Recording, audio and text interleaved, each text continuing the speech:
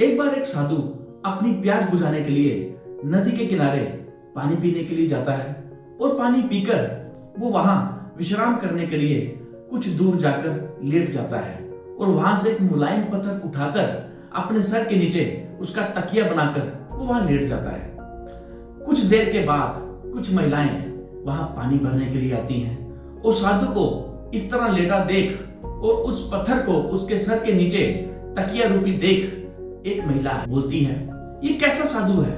साधु तो सुख दुख से परे होता है, वो लोभ मोह से परे होता है। इसमें तो साधु वाली कोई क्वालिटी हमें दिखती नहीं। ये तो साधु की क्वालिटी हो नहीं सकती, साधु जैसा कोई लक्षण हो ही नहीं सकता। इसने तो तकिया बनाकर रखा हुआ है। साधु उस महिला की बात सुन लेता है और बिना समय गवाए बड़ी जल्दी रिएक्ट करता है और उस पत्थर को दूर फेंक देता है। दूसरी महिला ये देखती है और वो बोलती है, साधु तो वो होते हैं जो लोभ क्रोध मोह अहंकार से परे होते हैं, लेकिन इस साधु को देखो, इतना गुस्सा।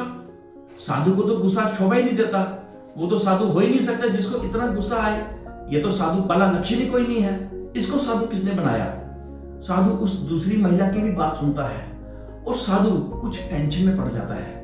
वो अपने आप से सवाल करता है, अब मैं करूं तो क्या करूं?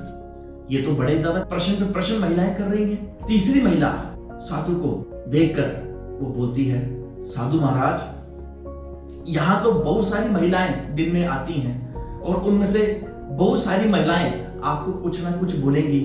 अगर आप इसी तरह हर एक महिला की बात पे आप उत्तेजित होने लगे, आप हर एक बात के प्रभाव में आने लगे, तो आप तो जो आपका काम है मेडिटेशन का, तो आप तो वो कर ही नहीं पाएंगे। आप तो उस पर कंसंट्रेट ही नहीं कर पाएंगे।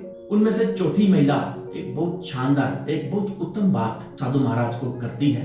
वो बोलती है, साधु महाराज, आप में हर एक क्वालिटी है, लेकिन एक क्वालिटी आप में नहीं है, एक गुण नहीं है साधु वाला।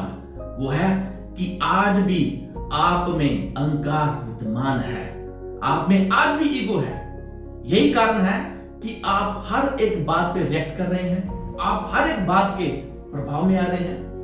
अगर आप हर एक बात के प्रभाव में आने लगे, आप रिएक्ट करने लगे, तो आप मेडिटेशन कब करेंगे?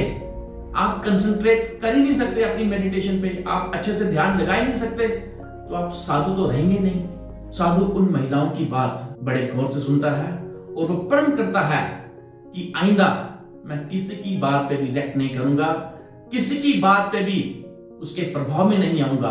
और वो चले जाता है और मग्न होकर वो मेडिटेशन शुरू कर देता है।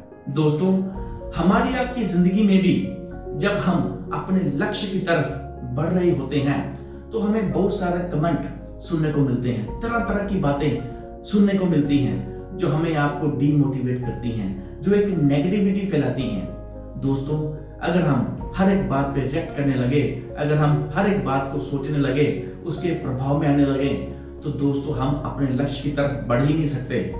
उस तक पहुंचना तो दूर की बात है, हम तो 2 कदम नहीं चल सकते। तो दोस्तों, अगर आप अपने लक्ष्य को पाना चाहते हो, if you want to achieve your goal, तो आपको हर एक बात पर रिएक्ट नहीं करना है। आपको खामोशी से कंसंट्रेट कर पूरा ध्यान लगाकर, पूरे फोकस लगाकर अपने लक्ष्य की तरफ देखना है और उसको पाने के लिए प्रयत्न करना है। दोस्तों, तभी आप अपने लक्ष्य की तरफ बढ़ सकते हैं। बहुत बहुत शुक्रिया।